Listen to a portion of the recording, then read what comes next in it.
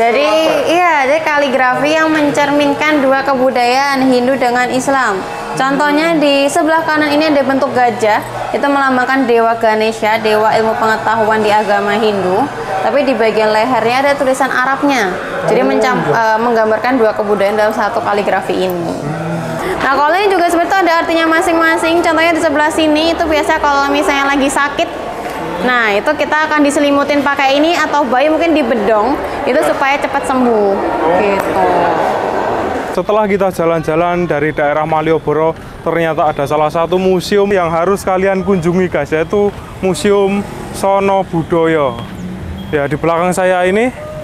Tapi sebelum itu kita beli tiketnya dulu guys. Ini ada bis unik. Ini bis museum ya mas? Ya, cuman ini pemberangkatannya nggak dari sini mas. Ini cuma salah satu titik pemberhentiannya saja. Oh gitu. Kalau berangkatnya biasanya kalau nggak dari Tugu, dari Jalan Magelang. Oh gitu. Paling selatan sampai Kandang Menjangan Kerapian. Oh, jadi cukup ramai ya kalau weekend ternyata. Karena dulu saya itu pernah datang weekday dan itu sepi banget guys. Chris. Oh ya, kita bayar Chris aja biar ketemu sama mbaknya ini. Bayar 2 orang. 2 orang mbak E. Harganya weekend weekday sama ya? Iya, sama 10. 2 ya tadi? Iya. Setelah kita membayar bisa langsung masuk ke museumnya. Kita langsung disambut ke pura yang sangat besar di depan parkiran dengan tulisan Sono Budoyo.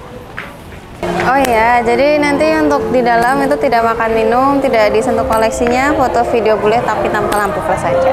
Oke. Bisa langsung masuk aja. Jadi nanti di museum ini kita ada 2 gedung. Jadi di gedung pertama ini namanya Gedung Thomas Kasten. Itu ada 12 ruangan. Lanjut ke gedung yang kedua namanya Gedung Hastabrata 6 lantai gitu. Nanti paling untuk durasinya 1 jam sampai 1,5 jam nggak apa-apa. Boleh, silakan bisa langsung masuk di sebelah sini ya. Nah, jadi kita masuk ke gedung yang pertama. Di ruang yang pertama namanya ruang Thomas Kasten, ruang rumah Jawa di sini. Jadi di sini ada macam-macam koleksi yang biasanya ada di rumah Jawa. Contohnya di depan ini namanya pasren. Bisa agak masuk ke depan. Jadi ini pasren ini biasanya tempat pemujaan terhadap Dewi Sri. Jadi Dewi Sri adalah Dewi Padi, Dewi kebahagiaan dalam rumah tangga. Jadi untuk di pasren ini biasanya ada di bagian sentong tengah atau di ruangan bagian tengah. Jadi biasa kalau misalnya di rumah Jawa, sentong tengah atau ruangan bagian tengah itu adalah ruangan khusus hubungan manusia dengan Tuhannya. Kalau dulu biasanya buat tempat pemujaan, kalau mungkin bisa digambarkan sebagai tempat ibadah gitu. Jadi bisa dilihat ada bantal guling kasur. Dipercaya sebelum masa panen Dewi Sri akan bersemayam di situ untuk memberkati panennya supaya lebih melimpah lagi. Gitu. Terus ada sarung bantal, sarung guling sama bagian atasnya menggunakan kain batik cinde. Itu melambangkan kebahagiaan dalam rumah tangga. Jadi untuk batiknya itu sendiri selain dipakai untuk pasren, di sini maksudnya di tempat pasren dia dipakai untuk acara pernikahan untuk para pengantinnya. Seperti 2 patung yang di depan namanya loro blonyo. Loro dalam bahasa Jawa artinya 2 dan blonyo dalam bahasa Jawa artinya sedang luluran. Makanya patungnya berwarna kuning ibaratnya sedang luluran menggunakan ramuan tradisional. Jadi yang cewek itu ada penggambaran dari Dewi Sri tadi, yang cowoknya itu ada pasangannya atau suaminya namanya Raden Sadono. Jadi mereka berdua adalah pasangan yang terkenal di Jawa dengan keharmonisannya. Jadi ada kepercayaan sampai sekarang mungkin beberapa ada yang masih percaya kalau misalnya di acara pernikahan Jawa atau di rumah manten baru pasti ada 2 pengantin seperti ini. Karena digambarkan Dewi Sri akan memberkati pasangan tersebut supaya lebih harmonis lagi seperti mereka berdua yang selalu harmonis.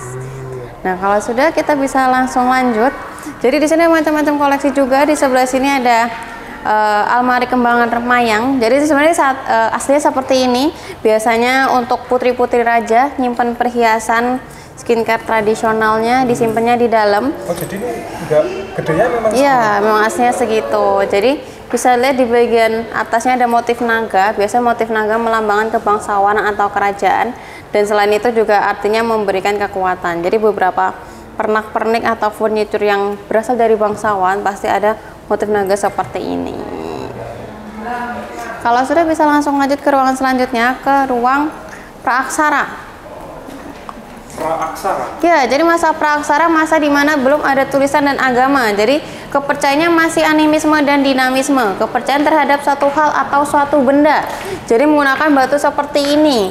Jadi medianya masih menggunakan batu terhadap roh nenek moyangnya. Jadi penggambaran roh nenek moyangnya seperti ini ya. Jadi bisa dilihat nomor 1 sampai nomor 4 itu penggambaran dari seorang ibu membawa anaknya yang menyimbolkan dari kesuburan tadi. Kalau yang nomor 5 itu bentuknya katak, itu melambangkan dari upacara pemanggilan hujan. Jadi karena tiap ada hujan pasti ada suara katak ya. Jadi sering dikaitkan dari zaman dulu sampai sekarang gitu untuk upacara pemanggilan hujan. Oh iya. Oke. Nah di sebelah sini ini menhir. Menhir itu sama untuk media pemujaan terhadap roh nenek moyangnya, tapi ini ketika manusia sudah tinggal secara tetapnya. Jadi ini untuk upacara pemanggilan, upacara untuk ritualnya itu untuk jumlah orang banyak gitu. Jadi bisa dilihat di bagian atasnya itu ada mukanya, itu penggambaran dari nenek moyang dari zaman dulu. Kalau ini semuanya berasal dari Gunung Kidul. Gunung Kidul. Kakaknya dari mana tadi, lupa tanya. Sleman. Oh Sleman. Oh saya. Alam aku. Nih di belakang sini ada macam-macam koleksi. Di sebelah sini ada Nekara Samamoko. Jadi Nekara Samamoko sama ya untuk upacara pemanggilan hujan. Dan sebenarnya Nekara Samamoko juga termasuk alat musik. Jadi cara makanya juga dipukul. Jadi sebenarnya ditaruh di atas itu dipukul seperti perkusi, tapi bedanya kalau Nekara masih ada campuran budaya asingnya atau budaya luarnya dari Dongson. Jadi dari Cina juga ada. Jadi bisa lihat bagian tengahnya tuh ada seperti yang menyinari itu melambangkan dewa Cina yang menyinari dunia versi budaya Cinanya ya, Dewi Matahari. Dewi Matahari yang sedang menyinari dunianya versi budaya Cina. Itu sama. Ini sama, tapi ini dari Indonesia. Jadi dari Pulau Alor, dari daerah timur Indonesia sampai sekarang juga masih ada. Tapi kalau sekarang dijadikan sebagai kayak pusaka hadiah pernikahan secara turun-temurun gitu, generasi ke generasi. Sama ya, jadi dipukul seperti perkusi. Kalau ini menggunakan dari perunggu gitu. Kalau pukulnya pakai tangan langsung? Iya, gitu. Jadi kalau sering lihat di video-video itu ada upacara-upacara tradisional daerah timur tuh pasti ada masih menggunakan dipukul itu ya gitu. Nah kalau sudah kita langsung lanjut ke ruang selanjutnya, ke ruang pengaruh Hindu-Buddha.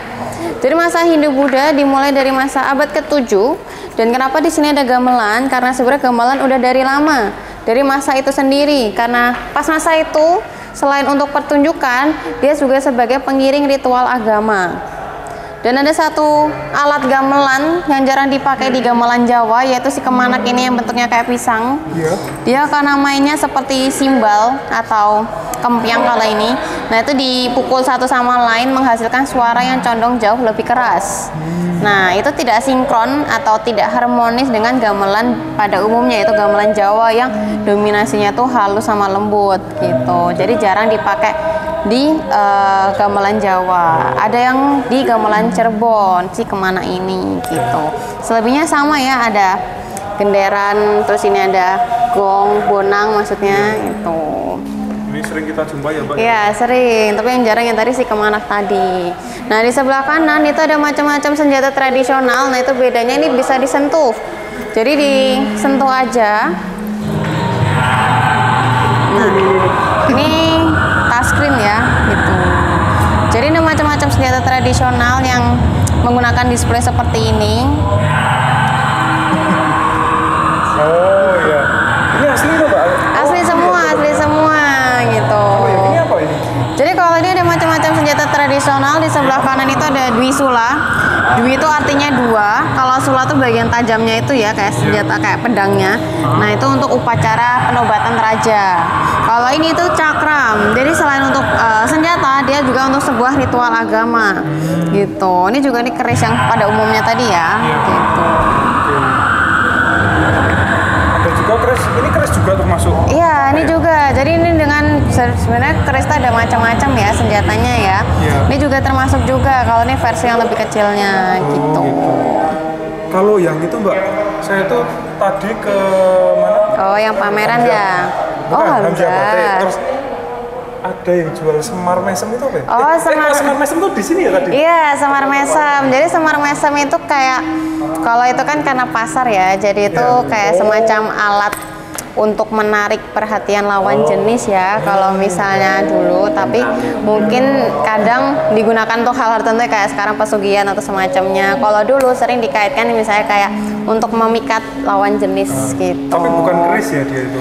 Itu bukan, itu mungkin kayak semacam jimat gitu. Jadi di pasar situ kok ada. jadi biasanya itu tuh kayak kalau misalnya cewek itu dijadiin buat tusuk konde gitu. Jadi kalau sekarang mungkin beberapa masih ada kok Kak, lihat aja di Shopee. Masih ada. Itu kan tapi keasliannya beda ya? Iya, jadi itu emang semar mesem itu untuk mengikat lawan jenis ya. Jadi untuk hal-hal tertentu. Jadi kamu jangan main-main ya. Itulah. Mbak lanjut. Jadi kalau di depan sini ada macam-macam koleksi. Iya. Biasanya untuk kegiatan sehari-hari. Kalau ini untuk pembuatan perhiasan ya, itu ada cincin gelangnya. Jadi masih menggunakan bahan apa ya, kayak alat-alat tradisional.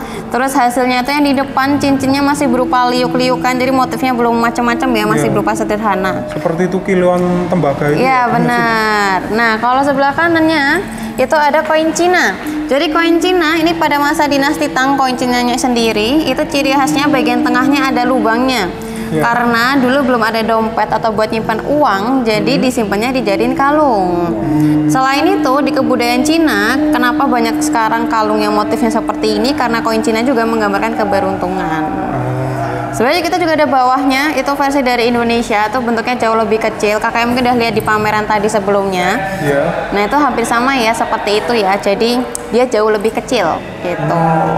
Kalau sebelah sana itu ada macam-macam koleksi dari masa kerajaan Majapahit yang terbuat dari tanah liat. Coba, tapi ini kok ada celengan kok kecil banget? Iya, kenapa? Nah, benar. Kenapa celengannya kecil? Karena koin kita juga kecil kan? Oh, gitu. Nah, kenapa namanya celengan? Karena dulu buat nabung atau buat nyimpan uang kebanyakan motif babi. Babi dalam bahasa Jawa celeng, makanya namanya celengan gitu. Ya, namanya celengan. Iya. Nah kalau ini ada macam-macam permainan, jadi kayak macam kempangnya itu semacam kayak action figurnya, tapi versi dari tanah liat atau versi zaman dulu. Karena ini sebenarnya semuanya kegiatan perdagangan, tapi ini ada macam fungsinya masing-masing. Kayak ini kayak buat mainan, kalau yang di atas itu kayak desain atau maket membuat rumah. Jadi insinyurnya karena pas masa itu belum ada kertas, jadi dia ngedesainnya ngebentuknya dari tanah liat gitu. Kalau di sini maketnya dari tanah liat. Jadi kalau di sini ini ada kayak tempat buat nyimpan air ya. Ini ada dari Chinese, ada yang dari Myanmar, ada yang Vietnam. Nah ini pada masa dinasti Tang. Jadi sebenarnya masa dinasti Tang itu sangat berpengaruh di kebudayaan Jawa atau di masa kerajaan zaman dulu gitu. Dan ini biasa buat nyimpan air, makanya kalau dulu banyak nyimpan air pakai kendi itu kayak semacam stainlessnya dari zaman dulu ya. Kalau diminum tuh kayak kerasa sejuk gitu, segar. Suhunya mengikuti kendinya itu. Iya benar.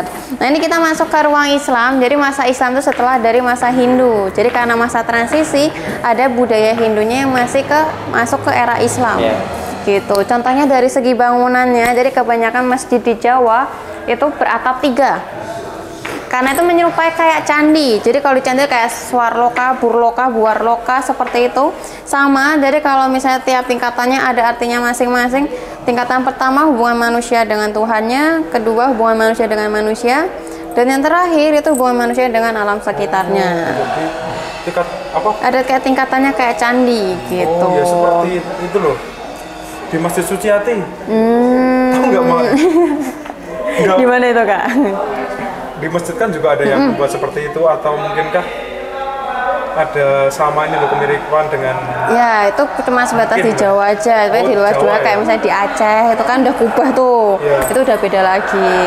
Contohnya sebelah sini juga ada di Kudus, dia tuh sebenarnya kayak pura. Tapi sebenarnya itu tuh buat masjid gitu, kayak semacam menara ya. Tapi itu sebenarnya tuh buat orang sholat, orang Islam sholat. Nah itu juga tergantung, jadi ada tingkatannya sendiri-sendiri tergantung dari pengaruhnya masing-masing gitu. Ini juga tingkat 3 ya? Ya ini yang Kauman dekat kita, dekat museum. Di sini masih di sebelah sini. Deket alun-alun sini Kak. Oh iya. Nah kalau ini dari segi kaligrafinya, dari ini namanya serabat. Jadi iya, jadi kaligrafi yang mencerminkan dua kebudayaan Hindu dengan Islam. Contohnya di sebelah kanan ini ada bentuk gajah, itu melambangkan Dewa Ganesha, dewa ilmu pengetahuan di agama Hindu. Tapi di bagian lehernya ada tulisan Arabnya, jadi menggambarkan dua kebudayaan dalam satu kaligrafi ini. Di sini juga sama nih, sebenarnya satu set ya. Itu ada sebuah kapal. Nah di dalam kapal itu ada tulisan La ilaha illallah. Dari kanan ke kiri ya, gitu bacanya ya, gitu. Dari kanan ke kiri lah. Iya, jadi tulisan Arabnya La ilaha illallah dari kanan ke kiri, gitu. Kanan ke kiri, kiri ke kanan. Jadi ya pada umumnya tulisan Arab itu kan baca kanan ke kiri, gitu. Tapi dia membentuk sebuah kapal ini. Oh gitu ya. Tuh, di sebelah sini juga sama. Ini tuh ada burung ababil, tau ya burung ababil, burung yang dari api neraka itu. Terus di sini juga ada hewan mitologi dari Hindu, itu percampuran banteng dengan gajah. Nah, di dalam badan-badannya mereka itu ada potongan pertama ayat kursi. Gitu. Ini semua. Ini semua dari burungnya sama ini ya gajahnya. Iya, ayat pertama ayat kursi. Jadi ada percampuran dua budayanya. Di sebelah sini surjan, tahu ya tadi yang foto-foto di depan tadi pakai baju surjan ini. Jadi surjan itu pengaruh dari agama Islam, karena sebelum dari masa Islam budaya Hindu itu cowok cuma bertelanjang dada. Nah mulai masuk ke era Islam kita mengenal aurat ya. Ada beberapa bagian yang kita tidak boleh tunjukkan kepada orang-orang. Nah baru kita menggunakan pakaian yang jauh lebih tertutup gitu. Jadi yang desain pertama kali itu Sunan Kalijaga, bukan yang ini ya, tapi yang desain surjan pertama kali itu Sunan Kalijaga. Jadi untuk pemasangan kancing seperti ini juga ada artinya atau ada filosofisnya. Jadi di sebelah leher itu ada 3 kancing sebelah kanan, 3 kancing sebelah kiri. Itu kalau di jumlah tuh ada 6 kancing lehernya, ada melambangkan rukun iman ada 6 gitu. Lalu di bagian 2 di kan dada itu ada 2 kancing melambangkan 2 kalimat syahadat. Oh ya, oke. Lalu di bagian perutnya di balik ini bawa speaker apa? Iya. Jadi kalau misalnya untuk kepemanduan, kalau misalnya buat rombongan atau jumlah banyak pakai speaker Kak, lebih nyamannya gitu. Kok bisa keras banget? Jadi di bagian perutnya itu ada 3 kancing, itu melambangkan 3 godaan atau 3 nafsu yang harus kita kendalikan, yaitu nafsu makan minum, syaitan sama hewani. Jadi kalau kita tidak mengendalikan dengan baik, kita menjadi sesosok yang negatif gitu. Makanya ada istilah berhenti makan sebelum kenyang. Itu karena kita harus mengendalikan hawa nafsu kita gitu. Kalau ini bisa dilihat dari looknya, dia jauh lebih mewah karena dia untuk kelas bangsawan. Kalau kita yang lurik seperti itu. Yang satu garis lurus itu menggambarkan kesederhanaan, tapi tetap ya filosofisnya atau pemasangan kancingnya sama, tapi cuma berbeda motifnya aja gitu. Ini kalau kayak di film-film itu kayak jadi pelayannya tuh bajunya. Iya, karena ini kalau misalnya di keraton ya atau di kerajaan emang kayak abdi dalamnya tuh juga menggunakan lurik seperti ini, tapi mungkin beda motif ya, karena lurik yang di abdi dalam namanya lurik peranakan gitu. Jadi tetap intinya sama menggunakan lurik. Kalau misalnya kayak gitu atau yang baju surjan yang bunga-bunga itu biasanya untuk kelas bangsawan gitu. Kalau ini jadi di sebelah sini ini tuh kayak semacam literatur, buku cerita, tapi menggunakan Arab Egon. Jadi Arab zaman dulu. Bukan Al-Quran? Iya, jadi ini bukan Al-Quran. Jadi bisa dilihat tulisannya bahasa Arab, tapi kalau dibaca itu bahasa Jawa. Tapi tetap ya, baca itu dari kanan ke kiri. Gitu.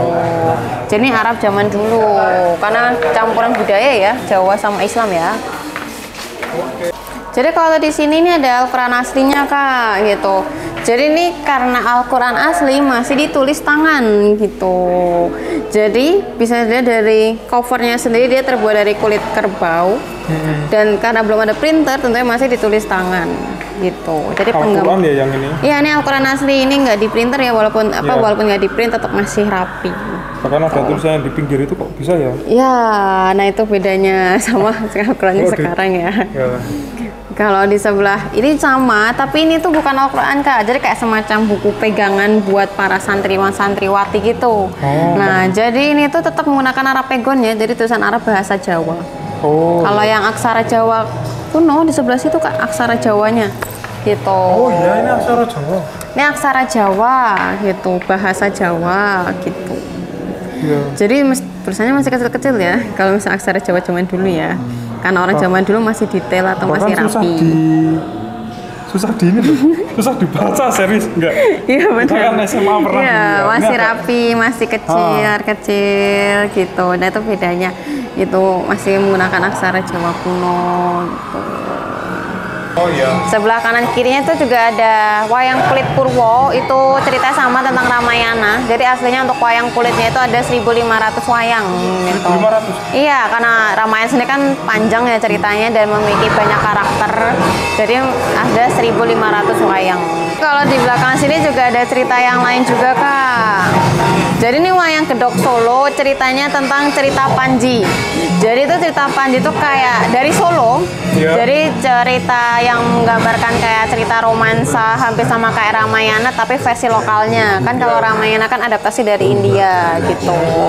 Dan untuk wayangnya sendiri ini termasuk wayang yang sedikit agak kuno atau zaman dulu karena dia dari tahun 30-an. Jadi untuk bisa dilihat untuk kayak warnanya sendiri dia jauh lebih pucat gitu. Dibandingkan yang sebelahnya itu wayang kulit sadat, itu ceritanya tentang Wali Songo. Jadi untuk menyebarkan agama Islam. Karena kata sadat itu diambil dari kata syahadat. Oh itu. Ya, tunggu sebentar ya. Kalau ini ceritanya Ramayana, tapi kalau di luar dari ini ada petunjuk-petunjuknya seperti itu. Nah ini tadi yang wayang kulit sadat. Jadi kata sadat sendiri diambil dari kata syahadat gitu. Iya, karena untuk menceritakan Wali Songo untuk menyebarkan agama Islam. Kalau ini hitungannya jauh lebih modern karena dia tahun 1990-an, 92 gitu. Ya warnanya jauh condong lebih cerah gitu karena sudah mengalami pewarnaannya yang lebih canggih. Kalau sebelah sini ini wayang kulit Wahyu, ceritanya tentang perjalanan Yesus Kristus untuk menyebarkan agama Kristiani gitu. Jadi ternyata itu tidak hanya Islam. Iya, jadi sebenarnya untuk tiap agama pasti ada media untuk menyebarkan agamanya sendiri. Kalau dulu itu lebih gampangnya pakai wayang karena berupa tontonan. Secara nggak langsung kalau Ramayana itu menceritakan atau menyebarkan agama Hindu Buddha gitu. Ramayana Hindu Buddha, kalau yang ini Wahyu ini untuk agama Kristiani. Ya. Seperti itu guys. Jadi yang bayinya itu penggambaran ya Yesus yang baru lahir. Jadi di belakang itu kan kandang domba kan seperti digambarkan kalau Yesus tuh lahir di kandang domba. Gitu. Kalau sebelah sini ini wayang dongeng kancil. Jadi ya ceritanya tentang dongeng kancil ya yang terkenal itu. Ini dari tahun 2 tahun setelahnya dari wayang kulit Wahyu yaitu tahun 94. Jadi karena untuk lebih gampangnya ngasih tahu sama anak-anak itu berupa tontonan gitu. Jadi emang pas masa itu lebih banyaknya lebih pakai wayang karena kayak berupa tontonan jauh lebih gampang gitu. Jadi itu ya cerita Kancing Nyolong Timun itu bukan? Iya benar ya, kancil-kancil yang kita tahu sekarang ya. Itu kalau dulu tuh pakai wayang gitu. Jadi lebih gampangnya. Gitu. Oke Mbak Emo. Nah kalau sudah kita langsung lanjut ke ruang selanjutnya, ke ruang permainan tradisional Jawa. Jadi di sebelah kanan ini tuh ada permainan adu kemiri. Jadi ini dari masa Sultan Agung dari zaman Mataram Islam. Jadi kayak kita tuh ada sebuah permainan untuk menentukan kalah sama yang menang. Kalau yang menang kemirinya di atas, kalau yang kalah kemirinya di bawah. Nanti dipukul pakai pemukul ini. Kok gimana? Di atas bambunya. Jadi kalau yang kalah kemirinya di bawah, kalau yang menang kemirinya di atas dari hasil permainan itu. Nanti dipukul pakai pemukul ini di atas bambunya. Nah, nanti yang pecah duluan berarti dia yang kalah. Gitu. Jadi sebetulnya permainnya gampang atau simple. Kalau kita tuh seringnya pakai biji karet. Gitu. Tapi karena ini untuk kelas bangsawan, dia jadi menggunakan alat sebesar ini dan semewah ini gitu. Terus ada itu taruhannya biasanya? Biasanya kalau dulu berupa taruhan kuda. Kuda. Karena bangsawan ya. Jadi sering buat taruhannya tuh kuda gitu. Kalau ini permainan adu kemiri, sebelah sini ada adu jangkrik. Oh, ada. Jadi basicnya ngeliat jangkrik berantem ya. Ini wadah jangkrik. Iya, jadi ini tuh permainannya bukan dari Jawa asli, tapi dari Cina. Balik lagi ke dinasti Tang, gitu. Nah, mulai terkenalnya pada masa Hamengkubuwono ke-7, sekitar abad 17 sampai 18 Masehi. Jadi ada 3 tahapan. Jadi di sini ada bambu atau bumbungan kita panggilnya. Itu tiap satu bambu ini ada 1 jangkrik. Tapi jangkriknya itu bukan sembarang jangkrik yang udah jinak, yang kuat gitu. Nanti diambil, ditaruh di sebelah kanan ini. Biasanya untuk buat istirahat, beradaptasi si jangkriknya itu terhadap lingkungannya.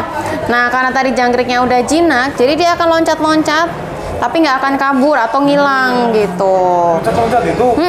Ngancam aja, nggak kabur, nggak ngilang gitu. Itu 1 jangkrik gitu? Enggak, jadi kayak buat apa ya? Buat restingnya dia, buat istirahatnya dia, gitu kan? Karena mau tanding kan, gitu. Oh iya, lucu juga. Terus taruh di sebelah sini tempat untuk bertandingnya. Jadi ada 2 jangkrik di dalam. Yang masih hidup berarti dia yang menang, gitu. Oh iya. Ini juga pakai taruhan dulu. Nah, kalau itu kayak kalau terus sering dikaitkan sama taruhan-taruhan seperti itu ya, gitu. Tapi basicnya kalau misalnya untuk kayak adu-aduan binatang itu bukan dari pure Jawa, gitu. Contohnya kalau adu kemiri sendiri juga dari Cina, gitu, atau dari masa dinasti Tang, gitu. Oke. Maaf ya Kak Ram. Nah, ini kita masuk ke ruang ukiran. Jadi ukiran zaman dulu emang masih terbilang detail. Karena orang zaman dulu emang jiwa seninya masih sangat tinggi. Dan ini biasanya untuk ukiran-ukirannya di sini untuk di pintu rumah Jawa. Contohnya di sini tebeng. Tebeng itu sebenarnya kayak semacam ventilasi, sirkulasi udara di rumah Jawa, biasa di atas pintunya gitu. Kalau ini klewer, itu diambil dari kata mak klewer, artinya menggantung. Karena di bagian tengahnya tuh dibikin sedikit agak ke bawah ya. Jadi kebanyakan kalau di rumah Jawa pintunya kecil, karena kita kalau mau masuk sedikit agak menunduk biar kulonungu sama yang punya rumah. Contohnya kalau misalnya ke keraton mau pindah ruangan kan pintunya agak kecil tuh.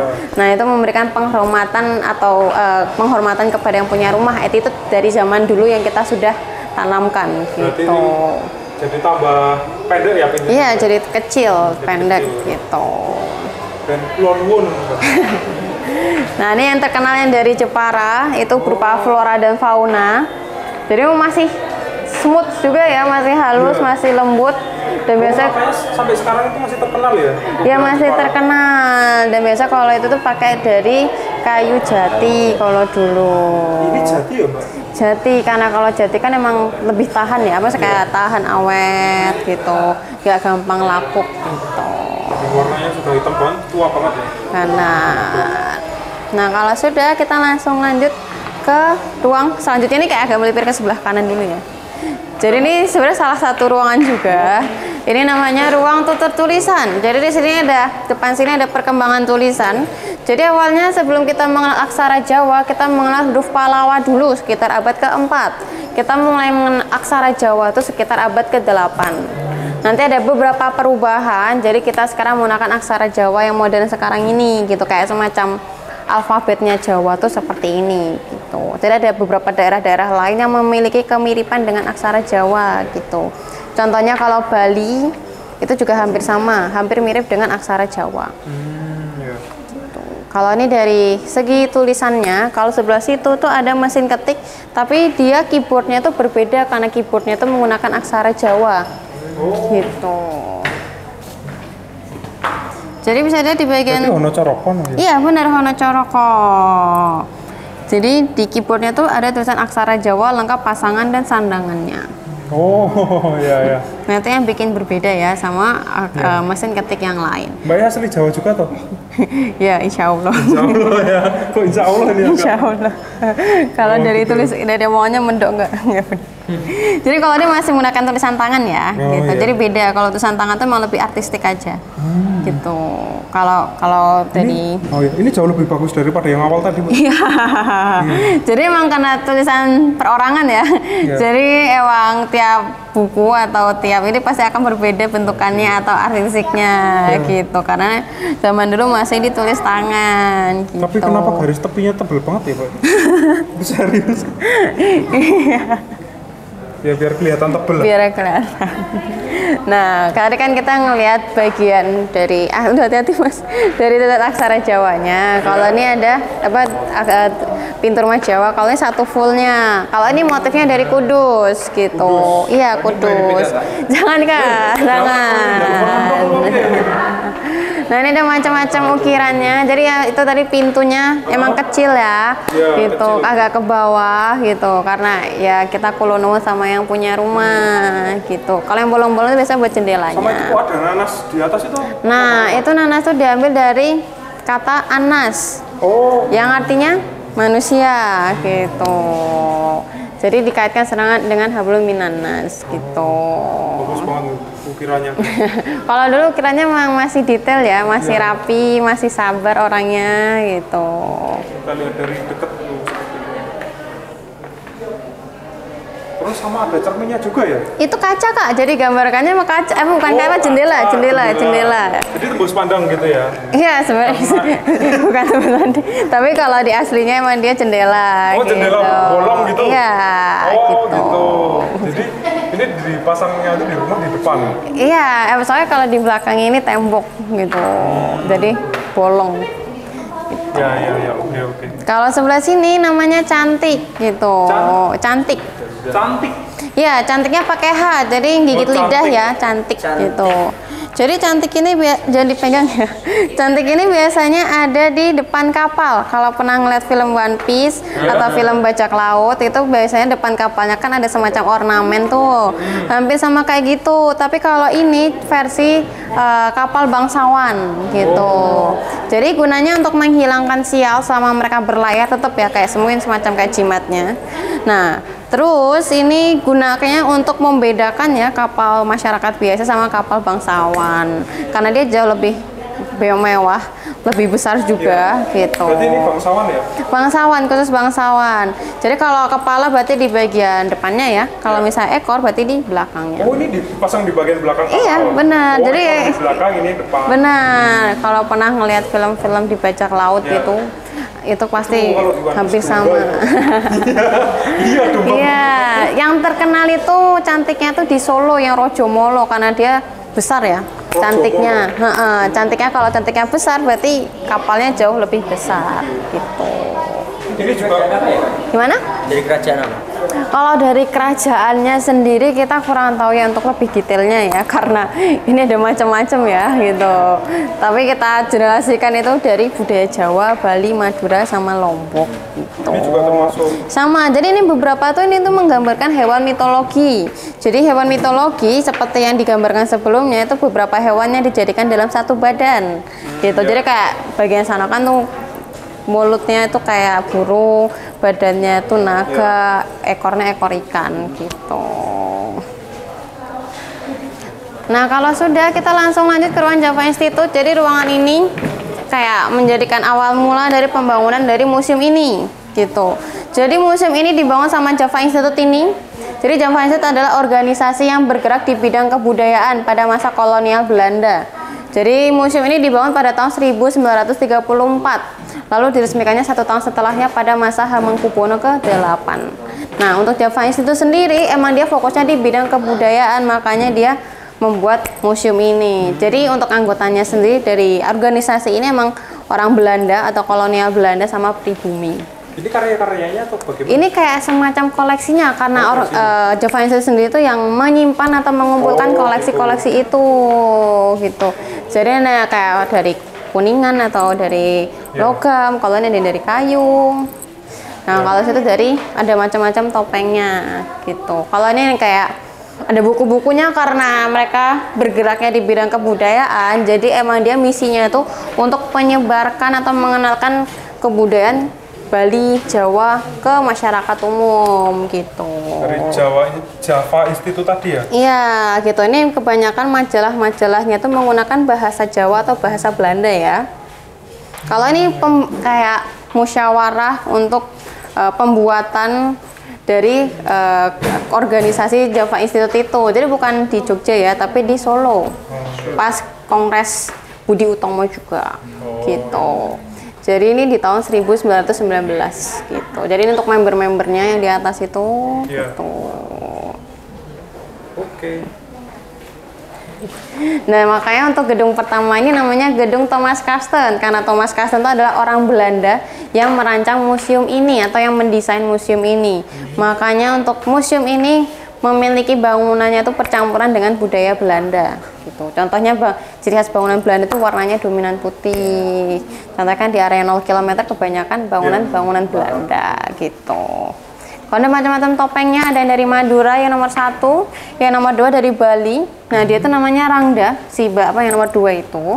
Nah, Rangda. Jadi Rangda itu sebenarnya artinya janda. Jadi dia menyebarkan hal nggak baik atau teluh ya terhadap Pulau Bali, terus dilindungi sama leak atau barong. Oh, yang itu ya?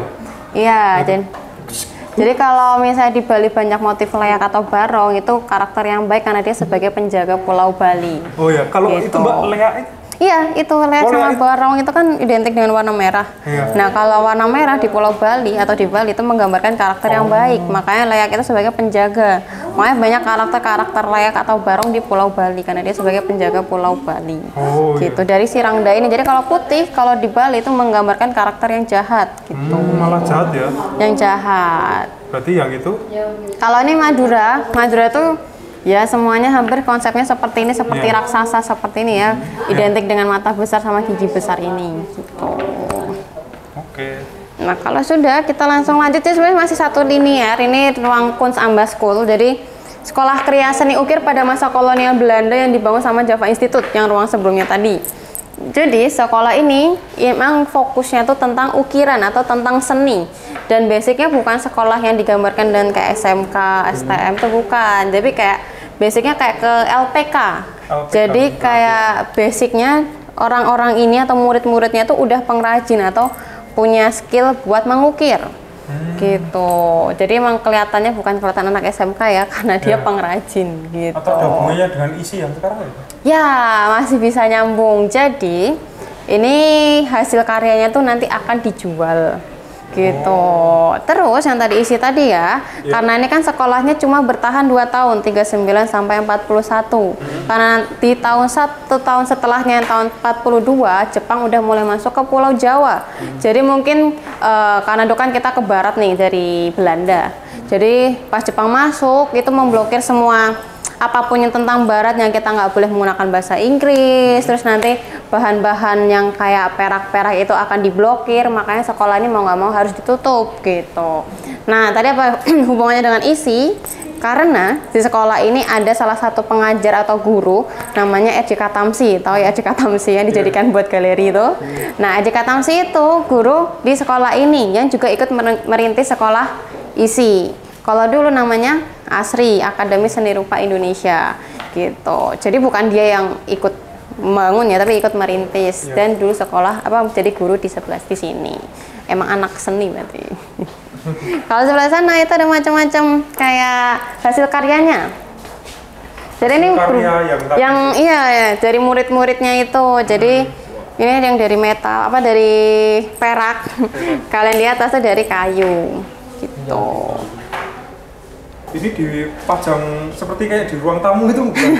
Atau apa ya? Jadi ya sebenarnya pada umumnya ya fungsinya masing-masing ya, aspek buat aspek, kalau ini buat pajangan di atas dinding gitu. Kalau ini yang dipasang di... Iya, jadi memang ini lebih ke fokus ke ukirannya. Jadi ukiran zaman dulu memang lebih detail seperti ini, dan dulu masih menggunakan teknik tradisional gitu. Itu dipasang di mana? Ini rebab. Jadi buat tempat rebab, tahu rebab yang salah satu alat dari gamelan kayak biola. Nah, itu ada wadahnya juga. Yaitu sih rebab ini nanti tinggal disenderin aja gitu. Nah, kalau sudah kita bisa langsung lanjut ke ruang terakhir di gedung yang pertama ini namanya ruang Bali. Jadi di Bali. Jadi di sini macam-macam koleksi budaya Bali termasuk agamanya yang mayoritas agama Hindu. Gitu. Jadi di sini ada 3 dewa tertinggi di agama Hindu. Brahma yang menciptakan, Wisnu yang melihara, lalu Siwa yang menyeimbangkan semuanya. Jadi namanya Dewa Trimurti. Kalau di atas itu namanya Dewa Asintya atau kita kenalnya Sang Hyang Widi, penggambaran Tuhan di agama Hindu. Jadi kalau Hindu itu lebih complicated ya, lebih banyak Hindu-Hindunya Pak, lebih banyak dewa-dewanya Itu gitu. kok jadi paling kurus gimana Mbak? Jadi ini sebenarnya kayak salah satu pembedanya ya, kayak Hindu yang ada di kita sama Hindu originalnya atau yang di luar. Iya. Kalau misalnya Hindu kita itu udah tercampur dengan budaya lokal atau dengan kearifan lokalnya. Makanya kita ada Dewa Asintia ini atau penggambaran Tuhannya.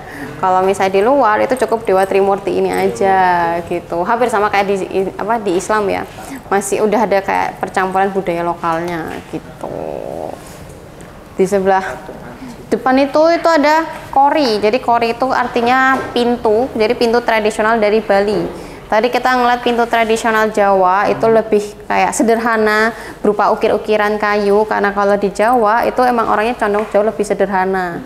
Jadi kayak kita lebih down to earth. Kalau misalnya yang Bali itu lebih kayak menunjukkan apa yang dia punya, makanya dia jauh lebih mewah gitu. Kalau itu cuma bukan asli buat? bukan, kalau ini warnanya dominan emas gitu. Di sebelah kanan kirinya itu ada motif singa, itu sebagai penjaga atau pelindung. Jadi diharapkan dilindungi dari aura negatif. Singa mana Mbak? Itu, itu ya? sebelah kanan kirinya itu dilindungi aura-aura negatif selama kita masuk ke rumah itu. Oh iya, oke. Sebelah sini ada patung penari keris. Jadi ini termasuk tarian suci atau sakral karena untuk sebuah ritual agama. Jadi sebelum menari, penarinya akan dikasih mantra atau semacam air suci.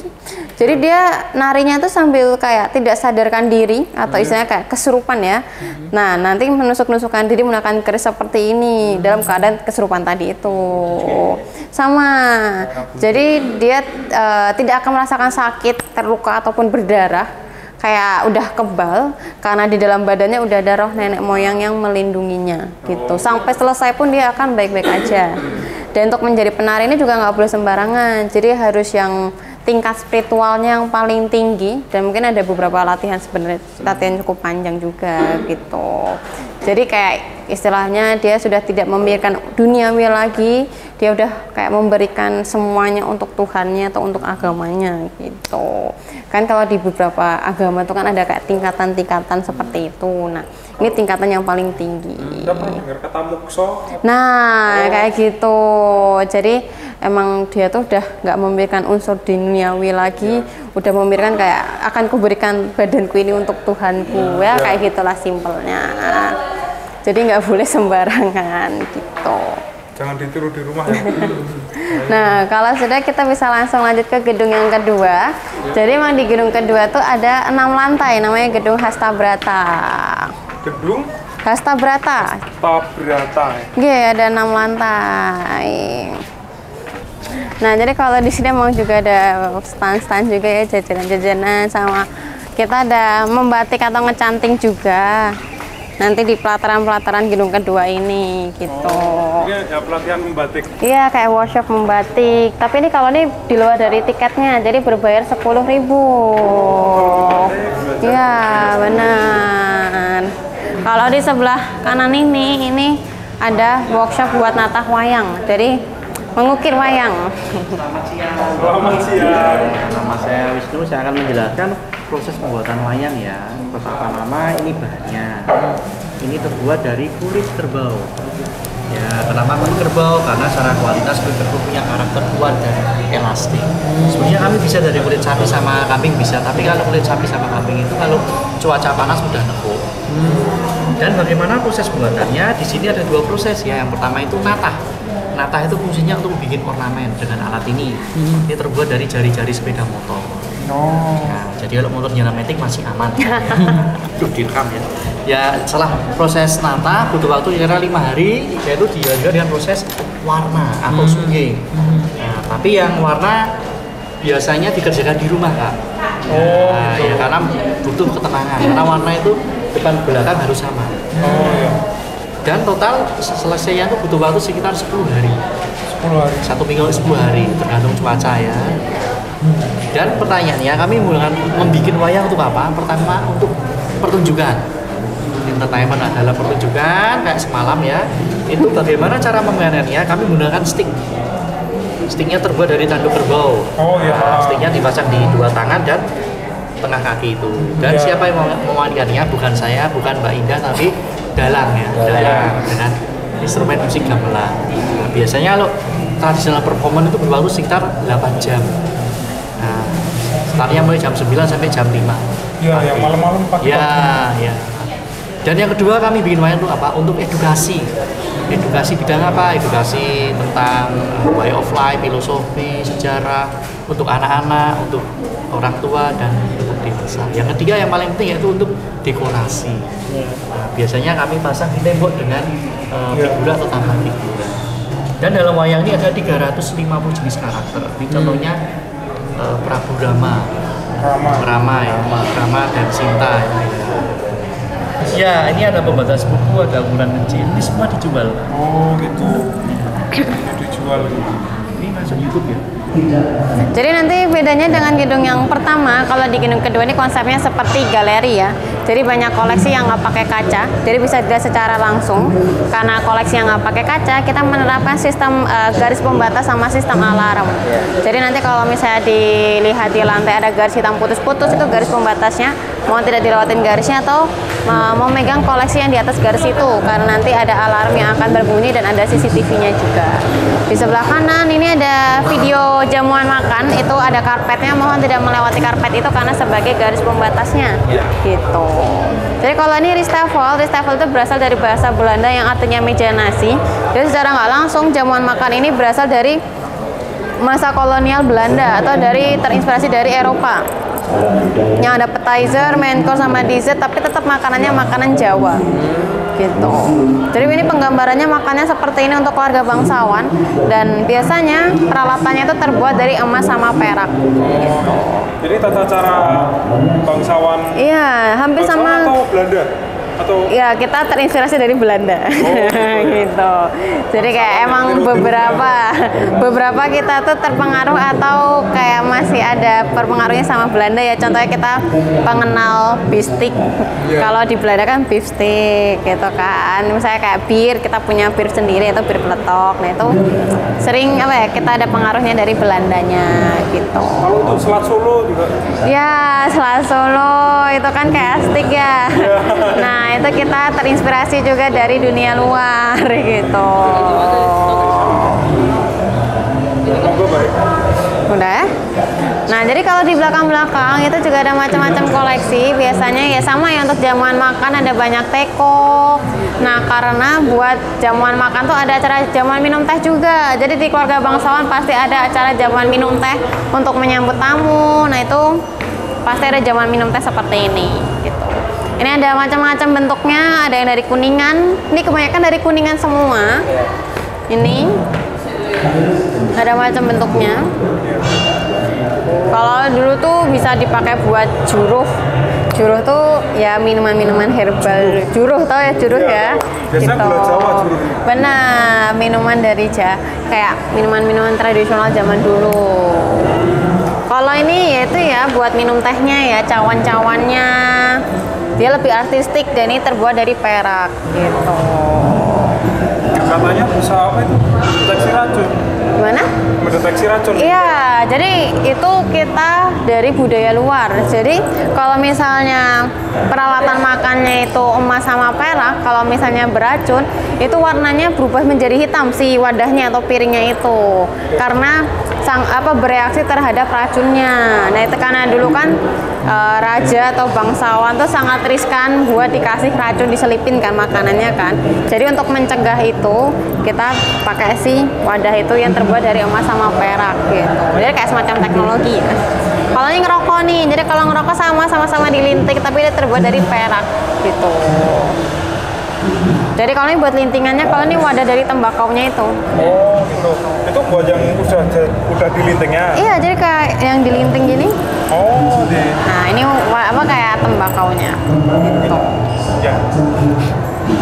Kalau ini nginang, tahu nginang ya? Ya. Gigit-gigit sirih, mengunyah sirih, gambir untuk memperkuat giginya, membersihkan giginya. Kalau dulu tuh untuk jamuan. Jadi kayak kalau kita bertamu, kita dijamunya satu set pekinangan seperti ini gitu.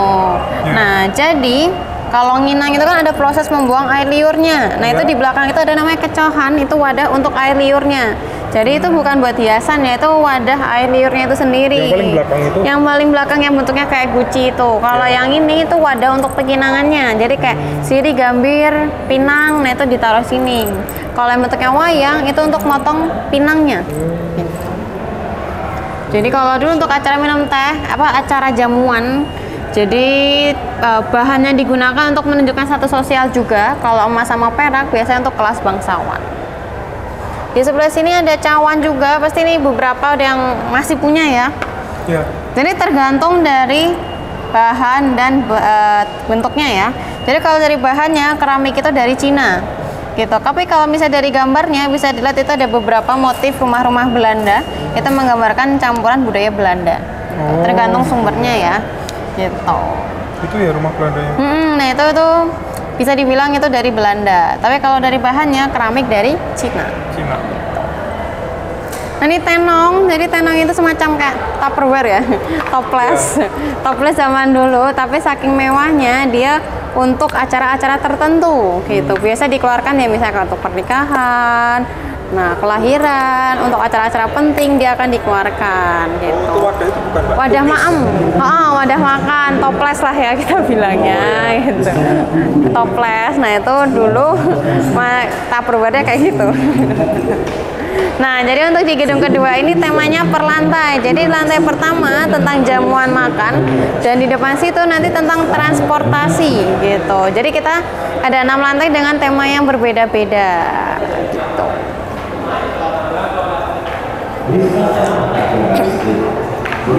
Jadi kalau misalnya ada garis seperti ini itu nanti garis pembatasnya. Jadi mohon tidak dilewatin. Nah sebelah sini ada namanya jempana. Jempana itu tandu untuk upacara pernikahan di keluarga bangsawan. Yang ngangkut itu abdi dalam, jumlahnya sekitar 16 sampai 20 orang. Nah, banyak banget berarti, Bu. iya karena ini berat ya. Berat. Nah, ini biasanya untuk mempelai prianya karena dia condong jauh lebih terbuka. Iya. Gitu. Bisa lihat ya ada motif naganya juga, nah itu melambangkan kebangsawanan atau kerajaan. Kalau sebelah sini ini tuh untuk membawa hadiah pernikahannya, mungkin lebih gampangnya kayak maharnya. Seserahan bisa jadi. Nah, itu bisa dibawa seperti ini. Nah, ini sama ya. Jadi biasanya untuk acara pernikahan pasti ada rombongan besar yang akan membawa tandu-tandu seperti ini ya, abdi dalamnya itu. Kalau yang cewek itu jauh lebih tertutup karena lebih dijaga ya. Kalau cewek itu kalau dulu lebih diayomi. Nah, kalau sudah kita bisa langsung lanjut ke lantai kedua. Jadi di lantai kedua itu tentang seni pertunjukan. Jadi ada beberapa gamelan, wayang, dan topeng.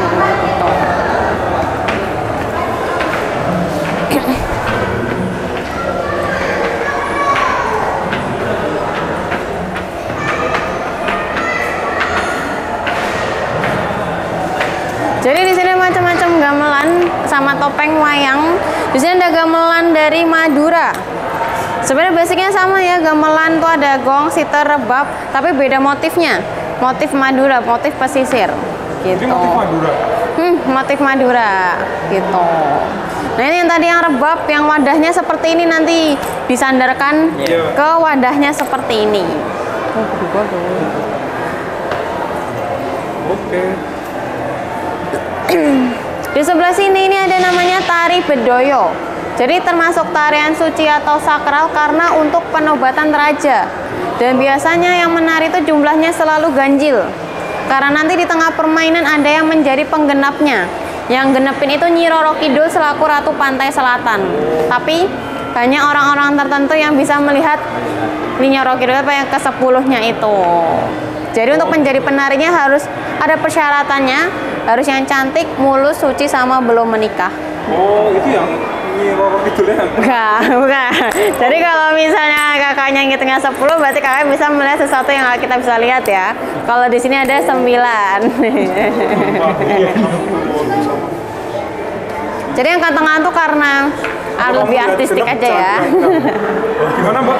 Jadi kalau yang tengah tuh bukan menjadi penggenapnya, tapi emang dia lebih artistik aja, biar kelihatan artistik gitu. Ini juga ya. Nah di sebelah kanan itu ada macam-macam topeng, ada yang dari Jawa, Bali, Madura.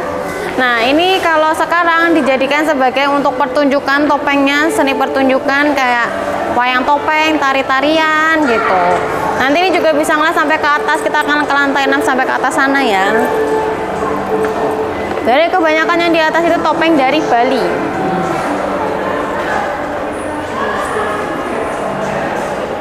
Ini dari berbagai macam daerah ya? Ada yang dari Cirebon, Madura. Di atas itu kebanyakan dari Bali gitu. Kayak tadi ya? Tadi.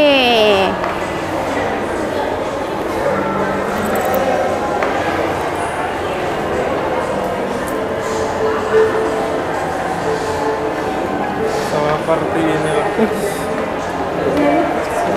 Ada yang sempek rahangnya ini. Masih sempek rahangnya. Nah, kalau di sebelah kanan itu ada wayang golek wahyu. Jadi wayang golek itu 3 dimensi. Nah, wayang golek wahyu ini ceritanya tentang perjalanan Yesus Kristus. Jadi sama ya untuk menyebarkan agama Nasrani kayak wayang kulit wahyu, tapi kalau ini versi wayang goleknya. Gitu. 3 dimensi. Versi wayang goleknya. Nah, kalau ini wayang golek wahyu tadi ya, yang ceritanya kerajaan apa Yesus Kristus. Kalau sebelah sini tuh Wacinwa. Jadi singkatan ya, wayang Cina Jawa. Sebelah ini. Wacinwa, wayang Cina Jawa. Jadi campuran budaya Jawa dengan Cina. Mohon maaf garisnya ya. Gitu. Jadi ini nih percampuran budaya Jawa dengan Cina. Jawanya dia menggunakan wayang kulit Jawa yang nanti ditampilkan menggunakan bayangan yang ada gamelan Jawanya, tapi ceritanya yang berbeda. Ceritanya tentang kerajaan Cina. Bisa dilihat untuk karakternya sendiri berbeda ya. Sipit-sipit. Jadi ini ceritanya untuk kerajaan Cina, tapi nanti pas ditampilkan tetap menggunakan bahasa Jawa. Gitu. Jadi sebenarnya tuh basicnya ini tuh kayak ada dalang keturunan Cina atau peranakan Cina gitu yang membuat wayang ini. Udah jarang ya sekarang dijumpai. Udah jarang karena ini juga jarang diketahui sama orang gitu. Wacinwa. Jadi bukan Cindo lagi ya, Cinwa, Cina Jawa gitu. Jadi sebenarnya itu juga sama, itu salah spot foto juga, tapi itu ada video Damar Wulan. Salah satu cerita dari pewayangan gitu. Itu siapa Mbak? Damar Wulan? Damar Wulan ini salah satu cerita pewayangan, tapi kita tampilkan. Jadi sekarang buat spot foto. Gitu. Oh gitu. Di sini ya? Iya. Tetap ada edukasinya. Ya. Cerita Damar Wulan. Iya. Oke baik. Lagi rame. Oh ya, kalau lagi rame ya. Nah ini kita masuk lanjut ke lantai 3. Jadi di lantai 3 tuh ada macam-macam keris.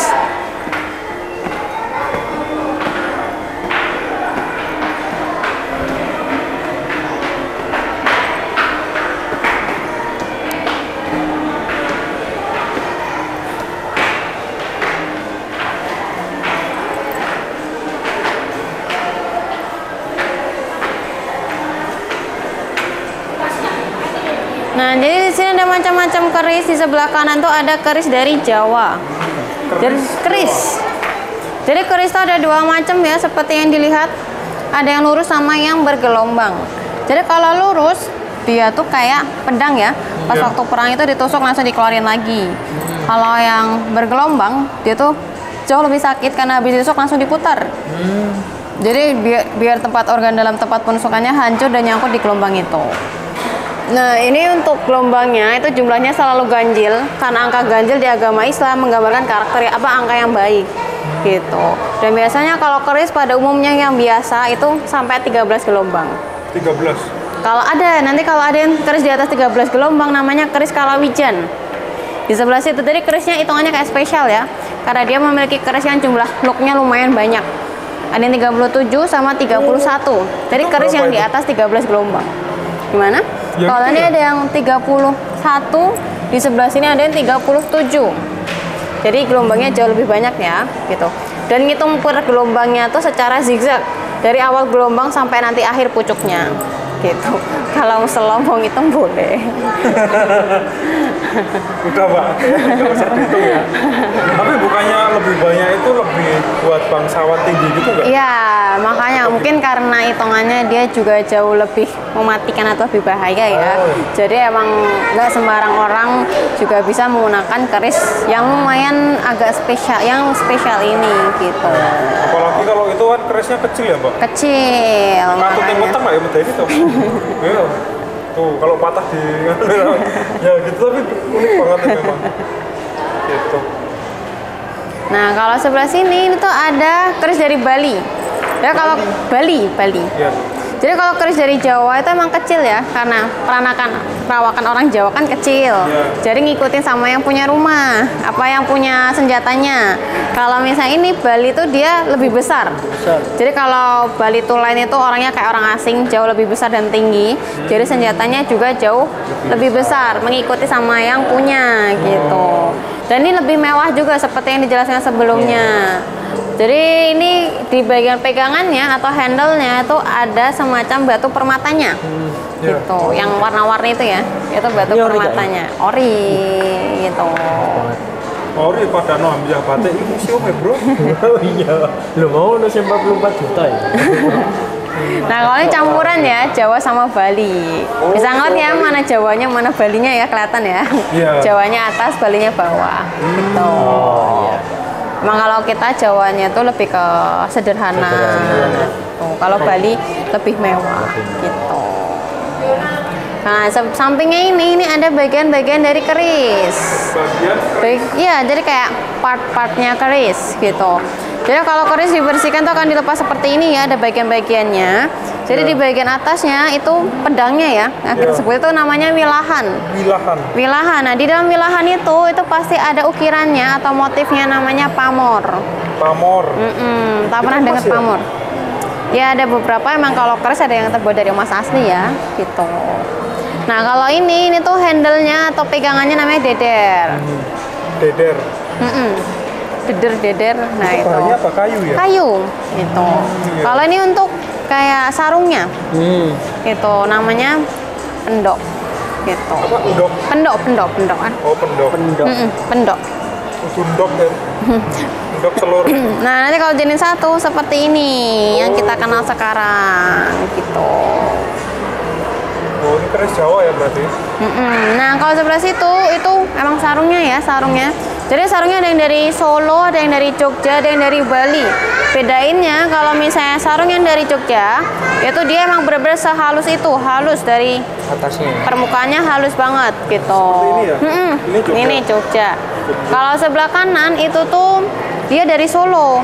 Jadi kalau Solo tuh halus tapi masih ada teksturnya sedikit. Gitu. Kalau ini kelihatannya ini dari Bali ya. Kelihatan banget ada tekstur sama ukirannya. Gitu emang Jogja tuh dikenal dengan halus gitu. Nah, kalau ini ada senjata-senjata yang lain juga. Kalau di sebelah situ juga ada panahan. Sebenarnya kita udah mengenal panahan itu dari masa berburu ya. Masa berburu. Terus kita sebenarnya juga di Jogja ini ada, atau di Jawa itu ada mengenal jemparingan. Panahan gaya Mataram yang menggunakan baju adat Jawa. Permisi untuk garisnya ya. Di sebelah sini emang nggak kelihatan. Jadi ini emang panahannya itu kalau misalnya jemparingan dia tuh berbeda karena untuk olahraga secara tradisional ya. Jadi bukan buat berburu, untuk melatih sikap kesatria. Gitu. Itu ya yang panahan sama bersila itu Pak ya? Duduk sambil bersila dan menggunakan baju adat Jawa. Kita sampai sekarang ada, tapi itu di Pakualaman. Nah itu masih menggunakan penanggalan Jawa. Jadi untuk secara langsungnya kita tanggal berapa itu kita masih kurang tahu karena itu untuk penanggalan Jawa. Gitu. Sebelah sini untuk menyimpan kerisnya. Jadi kolektor keris ya biasanya disimpannya seperti ini, bukan ditaruh di lemari. Jadi biar lebih artistik, biar lebih awet juga. Jadi kalau di depan namanya jagrak, dia nempel berdiri sendiri gitu. Jadi ditancepin nanti dia akan berdiri. Jagrak namanya? Jagrak. Terus yang beda lagi apa? Di belakang itu belawong, mungkin kenalnya yang belawong yang di belakang yang nempel di dinding. Belawong? Gitu, belawong. Iya, jadi kita ya lebih arsiteknya seperti ini biar lebih awetnya juga gitu. Nah, kita langsung lanjut ke lantai 4. Jadi basicnya ini tuh kita memutar ya sampai ke atas gitu. Jadi secara singkatnya tuh emang tangganya nggak terlalu banyak-banyak banget kok. Jadi di lantai 4 ini membahas tentang batik. Jadi sebenarnya dari masa kandungan sampai kita nanti meninggal itu ada semacam tradisinya menggunakan batik yang berbeda karena nanti artinya juga akan berbeda gitu. Makanya kalau dulu kita nggak boleh sembarangan menggunakan batik karena itu memiliki arti yang berbeda juga gitu. Nah kalau sebelah kanan ini tuh ada mesin tenun untuk membuat batik lurik. Contoh videonya yang di video itu. Jadi di sini membuat batik lurik. Jadi ini kayak pintalan benang yang membuat sebuah kain gitu. Nggak ada kayak seperti motif gaun atau dinamain batik ya? Iya tetap batik lurik gitu. Lurik, ya? Oh gitu, baru tahu. Nah kalau sebelah sini ini replika. Jadi kalau replika emang kita tulis replika. Jadi namanya replika dari topeng Nayan. Topeng apa? Topeng Nayan, jadi topeng dari masa kerajaan Majapahit. Jadi ini replika karena aslinya hilang dicuri di tahun 2010 di gedung yang depan. Nah topeng Nayan ini topeng untuk upacara kematian dari zaman kerajaan Majapahit. Ya. Gitu makanya emang garisnya jauh lebih menjorok ke luar ya, karena ini terbuat dari emas asli juga gitu. Kelihatan ya kalau itu lebih shimmering splendid gitu. Yeah. Oke. Nah kalau ini juga sama, ini tuh jamang itu ikatan kepala yang untuk menunjukkan status sosial juga, dan dia terbuat dari emas juga gitu. Jadi satu deretan ini terbuat dari emas gitu. Jamang ya namanya. Nah kalau sebelah kiri ini ada tadi yang ke Hamzah batik berarti kelihatan ya. Nah jadi ini proses untuk mencanting. Jadi tahapan pertama itu dalam membatik ya bikin desainnya dulu. Kalau udah nanti mencanting jadi menebalkan desainnya menggunakan malam yang sudah dilelehkan. Nah sebenarnya kalau di depan kan cuma satu kotak kain ya. Kalau ini satu kain full. Nah jadi kalau mencanting itu depan belakang. Jadi kalau udah dicanting depannya, nanti akan dicanting bagian belakangnya biar warnanya tembus. Oh, gitu. Makanya bedain batik tulis sama batik sekarang tuh batik printing, tahu ya batik printing. Nah kalau batik tulis kalau dibalik itu warnanya akan tembus ke belakang. Gitu. Jadi ini tips buat kalau beli batik ya. Jadi dibalik dulu. Nanti kalau misalnya warnanya tembus dan tidak memudar gambarnya atau tidak kebalik, berarti itu batik tulis asli, makanya jauh lebih mahal karena dia kalau dulu itu bisa sampai 6 bulan untuk pembuatannya gitu, karena ada pewarnaan. Kalau makin banyak warnanya tentunya pencelupannya juga jauh lebih banyak juga atau lebih complicated juga. Tadi udah lihat Mbak di Hamzah. Iya, soalnya karena ya pembuatannya masih tradisional ya gitu. Jadi kalau makin banyak warnanya tentunya pencelupannya juga jauh lebih banyak dan itu sangat bikin tambah lama juga gitu. Nah kalau ini juga sebenarnya ada artinya masing-masing. Contohnya di sebelah sini itu biasa kalau misalnya lagi sakit, nah itu kita akan diselimutin pakai ini atau bayi mungkin dibedong itu supaya cepat sembuh gitu.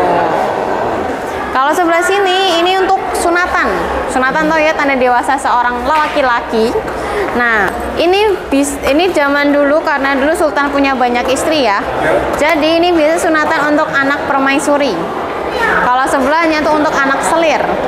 Jadi tahu ya parang itu yang majleret itu motif melambangkan kebangsawanan. Sunatan ya, pakai ini ya? Iya, jadi kayak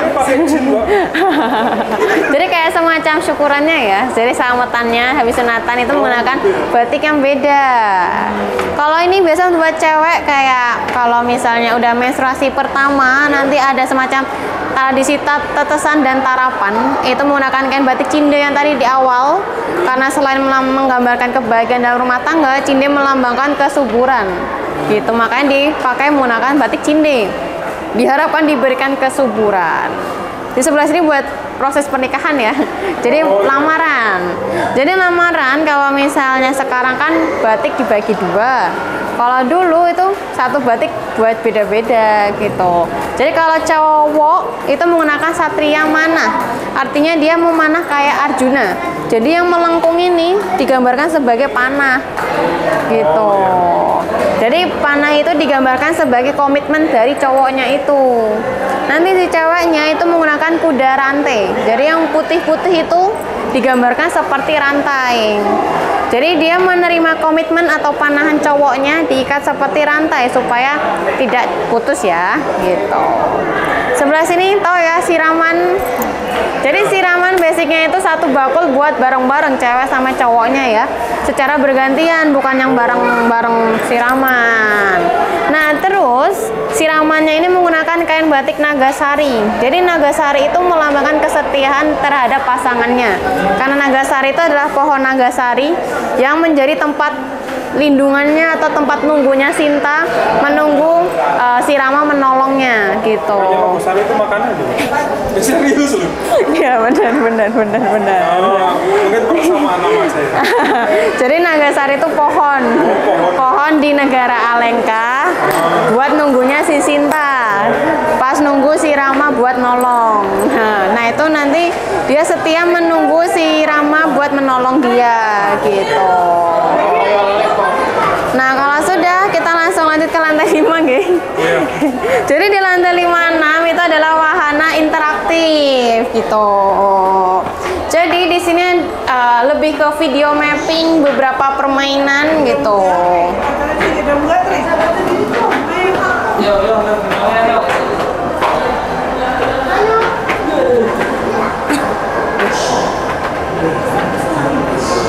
Nah, di sebelah sini ini ada video Aji Saka. Jadi legenda dari Honocoroko atau aksara Jawa.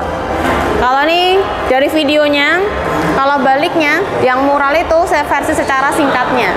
Gitu. Yang Honocoroko, Dotosowoolo itu.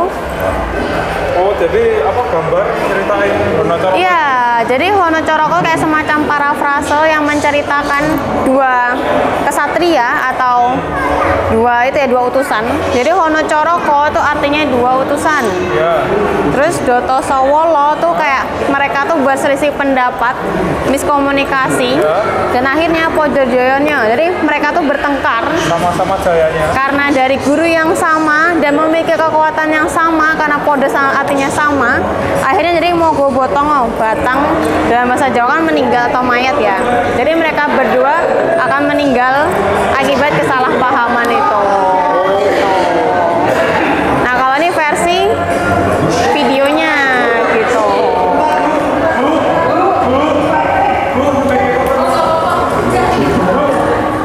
Nah kalian sih bisa lewat sebelah sini aja kak kalau ini.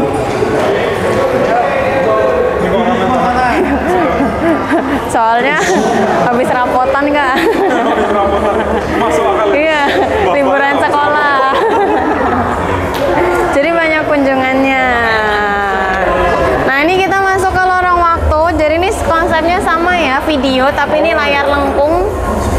Nah layar lengkung seperti ini, kalau ini menceritakan tentang pembagian Solo sama Jogja. Nanti ada video lagi yang Solo, iya Keraton Solo sama Keraton Jogja kan dipisahkan atau dibagi karena ada perjanjian Giyanti tadi ya, gitu.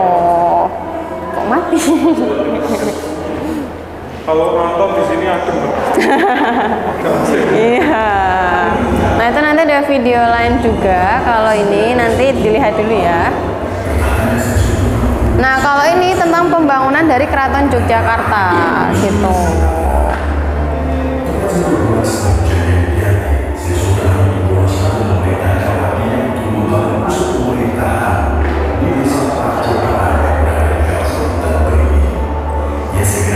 Apa itu? Pasar Rengarso? Bukan kak, itu pembangunan yang dulu. Karena kan makanya ulang tahun Jogja kan 9 Oktober. Nah itu pembangunan dari Keraton 1755 gitu. Nah kalau dulu tuh tubuh tuh dibilangnya golong gilik gitu. Ya ada di lantai atas gitu. Tapi harus pakai lift. Enggak kak, bisa langsung aja nih karena kita nunggu orangnya aja. Misi ya.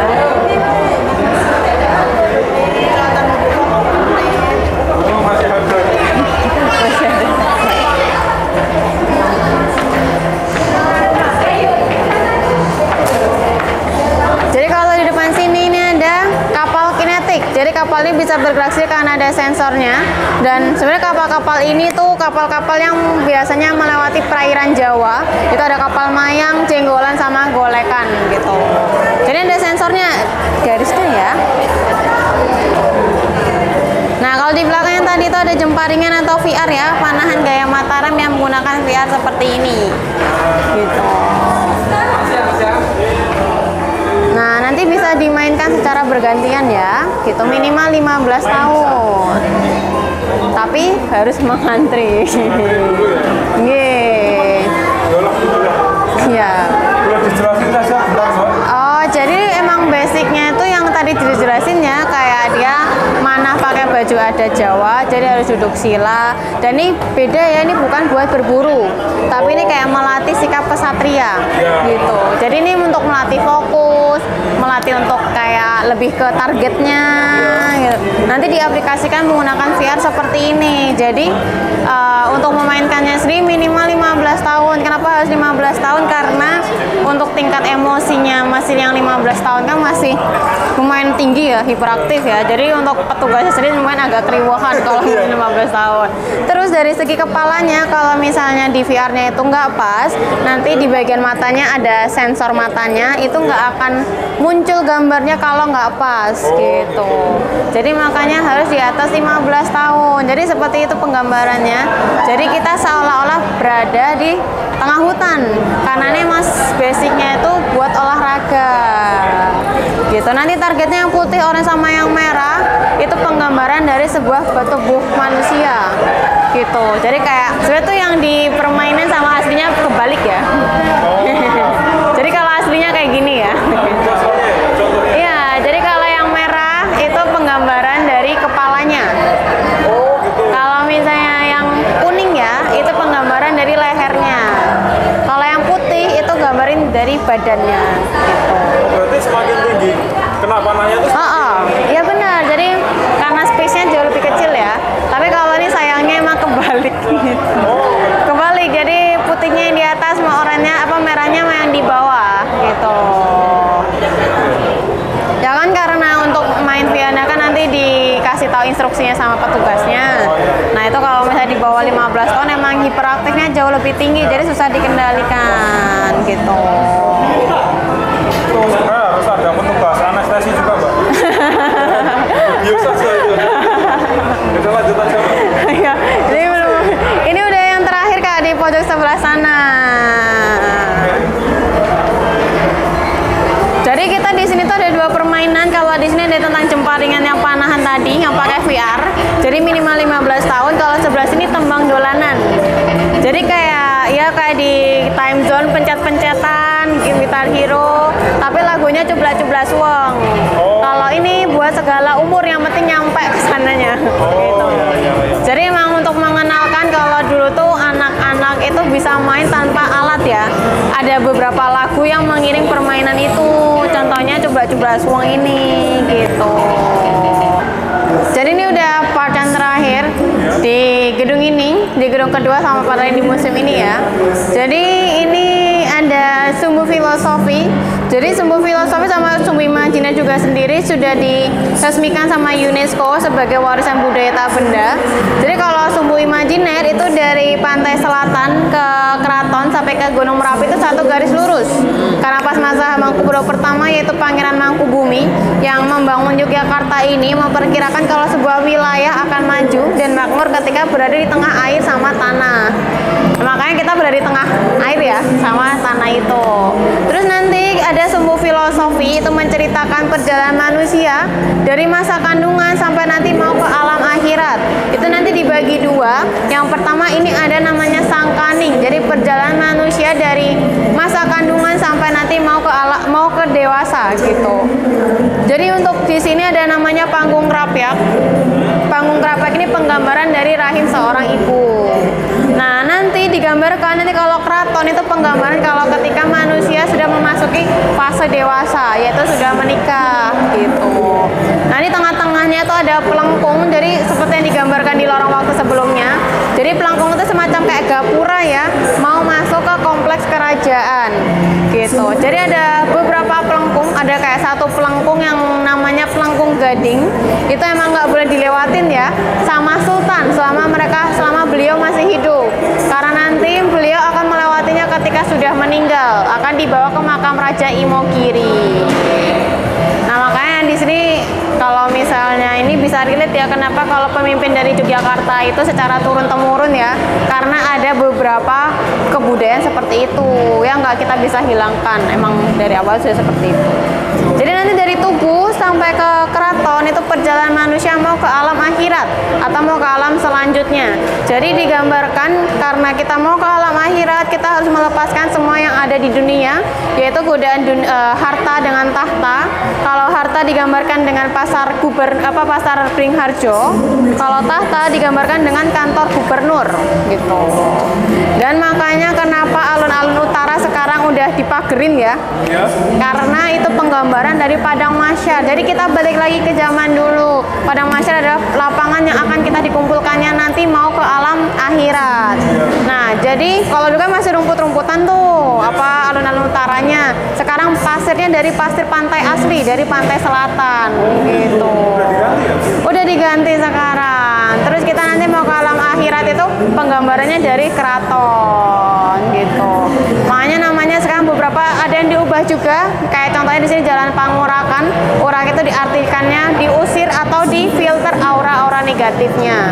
Terus yang dari Malioboro itu ada Jalan Margomulyo, Margo Utomo, itu artinya dimuliakan dan diutamakan. Makanya diganti namanya ke balik lagi ke zaman dulu gitu, karena kita lagi sedang kayak balik lagi ke zaman dulu tentang sumbu filosofi ini gitu. Terus kalau Merapi itu apa, Mbak? Merapi itu digambarkannya yaitu dia satu garis lurus ini tentang sumbu imajiner yang tadi gitu. Jadi dia di tengah-tengah antara gunung sama air gitu. Oke, siap. Nah ini udah selesai untuk turnya, ini udah spot yang paling terakhir ya. Udah begitu panjang, udah 6 lantai kita laluin. Jadi semoga tadi ilmunya bermanfaat dan menyenangkan, dan semoga bisa balik lagi ke museum ini ya. Terima kasih banyak. Mari sami-sami Mbak Indah. Nah, itu. Tadi sangat menyenangkan. Pandu sama Mbak. Itu. Wow ya kan nunggu banyak karena tadi lumayan ramai peminatnya untuk pakai pemandu ya, karena lagi high season. Gitu. Mari kasih silakan. Gitu. Nanti kita boleh ini, Mbak. Kita baliknya jalan lagi. Boleh. Mau kakaknya mau pakai lift atau mau jalan kah, atau mau keliling-keliling dulu lagi? Keliling di sini. Oh